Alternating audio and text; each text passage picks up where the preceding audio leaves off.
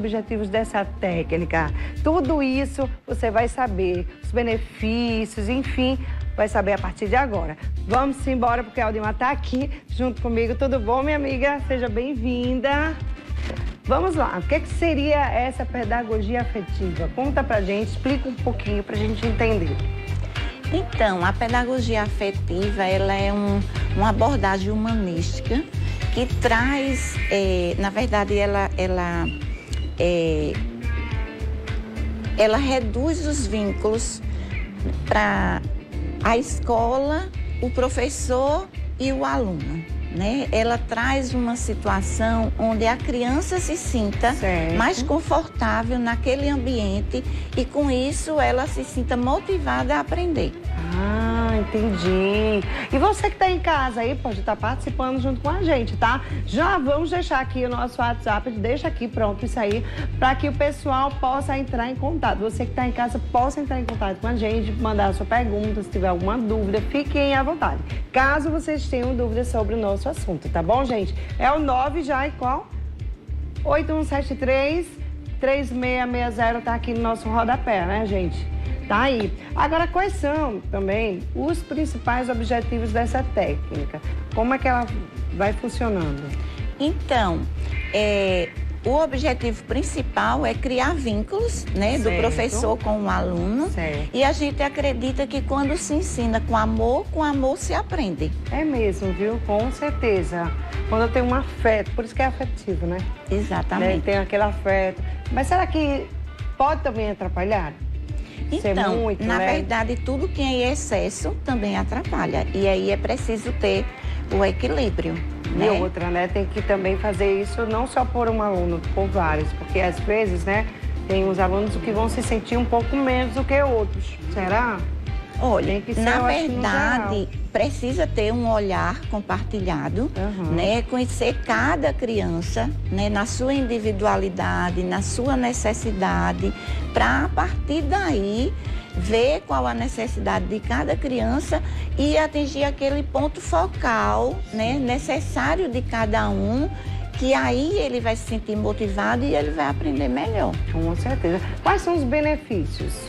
Assim, os benefícios, eles são inúmeros, né? Vai desde a criança se sentir bem no momento de ir para a escola, se sentir feliz, como também de contar a sua história na sala de aula, né? Partilhar aquele momento íntimo dela, da vivência dela, da vida dela, que a gente acredita que cada criança tem a sua bagagem, tem o seu aprendizado, e aí ele vai compartilhar esse aprendizado, né, com os colegas também com eles, e aí a partir desse compartilhamento vão surgindo brechas para o professor entrar, questionar, né, e dali puxando os conhecimentos que são necessários para a vida. Maravilha, gente, olha só que legal, muito legal isso, né?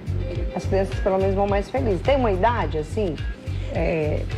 Olha, na verdade, desde que nasce, aí, né? Porque isso pode ser iniciado, na verdade, deve ser iniciado na família. Né? Primeiro na família, depois e na dar escola. Continuidade na escola, né? Maravilha, né? Agora, por que é mais importante, né, a qualidade do tempo gasto aí com essa criança? Por que é importante? Então, eu sempre defendo que, assim, muito mais do que a quantidade é a qualidade, né? E tem uma historinha que eu gosto muito de contar, de um pai que foi chamado na escola e aí a diretora queria conhecer a história desse pai com essa filha, né?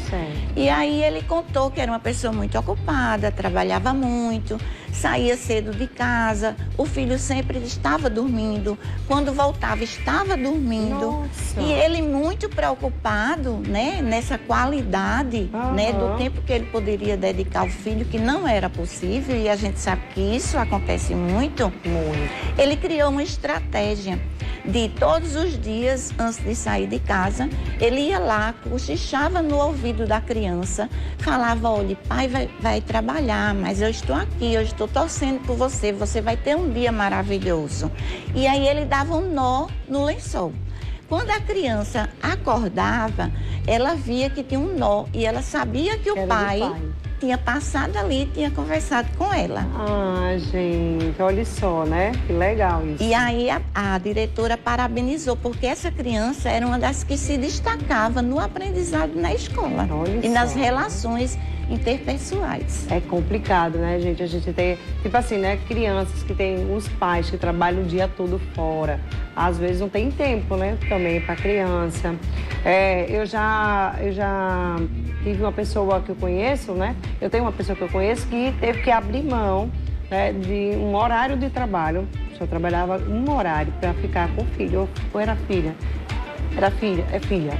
E aí, não, eu vou me dedicar mais também à minha filha, então eu vou trabalhar menos para ficar com a minha filha. É engraçado, né, gente? Porque tem gente que passa um dia inteiro só pensando em trabalho, trabalho, trabalho, trabalho e esquece da família, que eu acho que é o bem mais importante. E assim, eu acho que os momentos que você tem com os filhos é importante demais, principalmente quando está crescendo, né? Aquela fase, aquelas mudanças, né? O desenvolvimento da criança. Então você tem que acompanhar também, eu acho que é importante, né? É essencial, pai, né? Mãe, tá junto, sabe? Eu não sei se é porque eu fico muito junto com meus filhos, então a gente tem, né, esse apego, então, tudo a gente faz junto. A minha família, a gente sempre faz tudo junto, né? Você vai na esquina, vamos todo mundo. Então a gente tem esse relacionamento, mas tem muitos pais que não tem. Não tem porque o trabalho é muito puxado.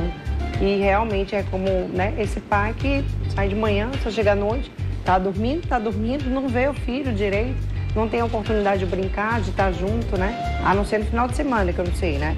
Será que ele trabalhava no final de semana? Então, na história, Também? esqueceram de contar essa parte. Mas eu acho que não, né? Acredito que pelo menos no aí final de semana, né? ele deveria aproveitar esses momentos para criar vínculos, né, afetivos com essa criança. Para que ela tivesse uma relação saudável também na escola. Tem que ter um tempo de qualidade, né? É importante você ter qualidade. Não importa quantas horas você vai ficar com seu filho. É importante que você fique com ele. Nem que seja meia hora, 1 hora, 2 horas, mas que você tenha aquele tempinho. Eu tenho pouco tempo com meu filho, então vou me desdobrar para fazer o máximo possível para estar perto, brincando, fazendo alguma coisa que eles gostem. Agora, qual que é a importância também do estímulo, né, dos pais nesse processo de aprendizado? É importante que os pais estejam sempre, né, sem forçar muito, sem estar colocando muita pressão. Às vezes tem pais que, menino, você é muito burro, menino, não sei o quê. Eu acho que não é por aí, né? Você tem que estar sempre elogiando, sempre tentando, ajudando. Se é que tem que ter um pouquinho mais de paciência, tira a paciência da gente às vezes, não quer estudar, às vezes você olha para um lado para o outro, disperso. E aí a gente acaba, né, perdendo um pouquinho a paciência, não é verdade? Nem todo mundo tem essa paciência, minha gente. A gente acredita que, por exemplo, quando você utiliza a pedagogia afetiva, e essa pedagogia afetiva você pode adotá-la em qualquer momento, em qualquer lugar, né? Eu até cito um exemplo do que me aconteceu recentemente, né? Que eu recebi o convite para vir aqui e aí eu não me senti confortável, né? De vir até aqui, porque eu não sou muito, né, de estar ao vivo. E aí a Andréa disse, mas Aldimar, você é tão falante, você consegue, vai uma pessoa com você, você vá e a gente tá ao seu lado, vai dar tudo certo. E aí, sem saber, ela estava praticando a pedagogia afetiva. Tá vendo? Eu me senti motivada, eu me achei que eu daria para estar aqui e vim. Então, isso no dia a dia, né, a pedagogia afetiva, ela pode ser aplicada em diversos momentos. Quanto mais você levanta o astral, seja da criança, seja do adulto, dizendo que ela é capaz, que ela consegue, né, que você está ali, né, ao lado, que o erro é apenas o início de um acerto. É verdade. Né, porque às vezes as pessoas transformam o erro em algo, né, escandaloso. E o que é errar? Errar é você ter a oportunidade de acertar. É verdade, com certeza. Vamos lá, tem uma dúvida ou uma pergunta? Pergunta? Vamos lá, solta aqui. Meu filho chora muito para ir para a escola. Já tentei de tudo. Ele tem 9 anos. Bom, tem muita criança que chora muito realmente para ir para a escola. Às vezes está muito apegada aos pais, à família. Às vezes, né? muito tempo, às vezes também fica com a família, e quando vai para a escola chora muito. Também tem um lado, vamos lá, pode ser que alguma coisa esteja acontecendo nessa escola, né, que tem que avaliar também o que está acontecendo, por que ele chora tanto, né? Será que é algum amiguinho que está fazendo alguma coisa com essa criança também, né? Ou não está se identificando com as pessoas, ou na escola, com as tias, né? Será que é alguma coisa desse tipo? Então, nessa situação, sabe, eu aconselharia a procura de um profissional, né, um terapeuta, para ir pesquisar mais sobre essa situação, né, porque aí iria conhecer a história de vida da relação familiar e também conhecer a relação dessa criança com a escola. Para juntos, família, escola e terapeuta, descobrir o que é que está fazendo com que essa criança, ainda com 9 anos, que não é mais a idade, né, de uma criança chorar para ir à escola, e investigar e encontrar uma situação para sanar, né, e deixar que isso se torne algo prazeroso, porque a escola nessa idade é para ser algo prazeroso. Com certeza. Lembrei agora de uma amiga, né? Aquele negócio do transporte escolar. Ela vai em transporte, essa pessoa? Espero que não. E também tem essa questão do transporte escolar. Com quem ela está indo? Será que, né, pode estar, né, sofrendo algum tipo de abuso? Se estiver sendo de transporte, tá, gente? Eu estou só falando porque estou falando de um relato que já aconteceu aqui com a filha de uma amiga nossa e que a pessoa da van, ela abusava da criança. Então, ela tinha esse trauma. Então, ela chorava, ela não queria ir para a escola, ela fazia tudo para não ir, mas a mãe não sabia que ela estava sofrendo abuso. Então, tipo assim, eu tô falando, né, nesse caso. Mas pode também estar sofrendo um bullying, por exemplo, na escola, de repente, e aí os pais não sabem o porquê que ela chora tanto para ir. Tem tanta coisa, né, que a gente fica meio sem saber o que dizer. Então, vale aí salientar que eu acho que é importante investigar, conversar com o seu filho ou sua filha para saber, né, o que está acontecendo. Acho que é importante que os pais conversem com os filhos abertamente, porque tem filho às vezes que fica com medo de contar o que é que está acontecendo, não conta, só chora, tem medo. Enfim, então o importante é conversar com o filho direitinho, né, gente? Porque tem muita coisa ruim nesse mundo, não é não? E passar muita confiança, né? Eu gosto muito de contar histórias. E aí tem uma história também de uma criança que os pais sempre levavam essa criança para a casa dos avós. E eles iam de trem. E aí essa criança, como ia muito para a casa dos avós, ela um dia chegou para os pais e disse: eu quero ir para a casa da minha avó de trem sozinho. Eu já estou grande e quero ir sozinho. E aí foi uma polêmica com os pais, né? Ele ainda é uma criança, vai sozinho, a gente vai deixar.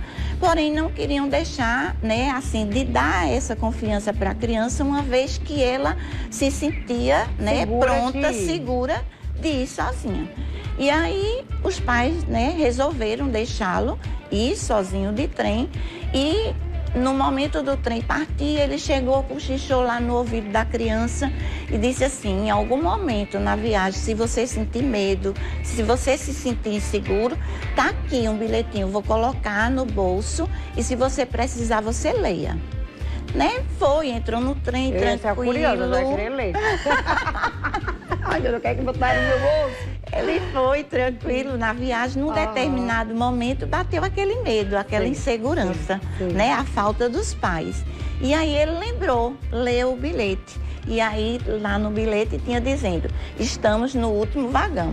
Oh, meu Deus, que lindo, viu? Gostei dessa história. Lindo. Então, assim, são formas de você dar autonomia e ao mesmo tempo você estar por perto, né, passando segurança para aquela criança. Com certeza. Bora lá, tem mais uma pergunta aqui. Bora ver. Meu filho é autista, tem 4 anos. Fico preocupada com a ida dele à escola. O que fazer para que isso seja feito de maneira saudável para ele? É um caso diferente, né? Porque assim, gente, muitas escolas às vezes não entendem que a criança que é autista é um pouco diferenciada. Tem muitas escolas que não estão assim prontas para receber esse tipo de criança. Existe graus de autismo, desde o leve até o mais, né, um grau mais alto. Então as pessoas elas ainda não tem muita gente que não está preparada, né? Muitas escolas ainda não estão preparadas para receber esse tipo de criança. Então, acaba, né? Os pais meio inseguros, de repente, de mandar a criança para a escola, mas elas precisam, né? Elas têm essa necessidade de ter outro contato, ter contato com outras crianças. Não é isso? Nesse caso aí, dessa mãe que relatou que teve filho autista. Então, assim, a tomada de decisão de escolha de uma escola é uma decisão muito difícil, né? E precisa ser, assim, analisada com muitos critérios. Então, eu acredito que um deles primeiro, sentir confiança nessa escola que você escolheu para seu filho, né? Procurar criar vínculos com as pessoas dessa escola, com o diretor, com o coordenador, com a professora, saber qual a metodologia que é aplicada, né? Conhecer como é que é trabalhado com as crianças atípicas, entendeu? E isso é que vai passar confiança, né, para essa mãe nesse dia a dia dela, de ela entregar a sua criança, que é nosso bem mais precioso, não é? Então, você não vai deixar em qualquer lugar, como você citou aí há pouco, né, um caso específico de uma van. A gente não pode generalizar, todas as vans vão acontecer isso? Não. De forma alguma, mas aconteceu, né? E aí, primeiro, você tem que criar vínculos com essa escola, né? Saber se realmente você se sente confortável, confiante, para a partir daí você deixar seu filho. Porque aquilo que você confia, você entrega seu filho, vai embora e volta feliz para buscá-lo. Exatamente. Até porque eu falei assim, em modo, né, gente, que aconteceu esse relato. Meu filho mais velho mesmo, ele vai de transporte, né? É o pai de um amiguinho dele da escola que leva ele já faz tempo. Então, eu sempre converso com ele, e aí eu vou procurando saber tudo, mas, né, é uma pessoa que é de confiança, assim, até então, que não gosta do contrário, né, gente? A gente também não confia totalmente, mas a gente entrega.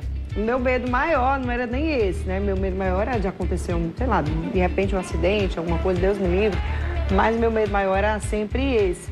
Mas aí depois que eu vi esse caso, esse relato, né, que tinha acontecido, aí eu fiquei, meu Deus, né, realmente, né, tem fundamento isso. Né, e qualquer lugar, né, um shopping, não né, só um aniversário, né, então assim, são diversos lugares que isso pode acontecer. Então você tem que estar sempre ligado, conversar com a criança, esclarecer os cuidados que ela deve ter. É verdade. Né? Você falou de aniversário, eu lembrei até de um vídeo que eu vi, gente, que foi bem interessante, né? E essa pessoa que era uma profissional, eu acho que devia ser uma psicóloga, talvez, que eu não lembro muito bem, e ela falava o seguinte, né? Você deixaria seu filho numa festa de aniversário, um filho de 6, 7 anos de idade, sozinho numa festa de aniversário de criança? Eu não deixaria. Meu filho com 7 anos, sozinho numa festa de criança, eu não deixaria, gente. Por que eu não deixaria? Porque lá tem adultos, tem outras pessoas que eu não sei quem são, né? Não estou julgando ninguém. Estou falando que lá tem vários tipos de pessoas numa festa que pode fazer qualquer outra coisa com o meu filho. Até próprias crianças. Tem umas criancinhas meio malvadinhas. Ou até acontecer um problema dentro de uma casa de festa, digamos assim, lá dentro. Vai que acontece um incêndio, vai que acontece algum problema. Meu filho está lá sozinho? Não. Melhor ficar no último vagão, né? Eu prefiro, nem que eu fique lá fora esperando. Eu fico lá fora, mas um olho lá, outro cá. Mas assim, gente, eu não deixo.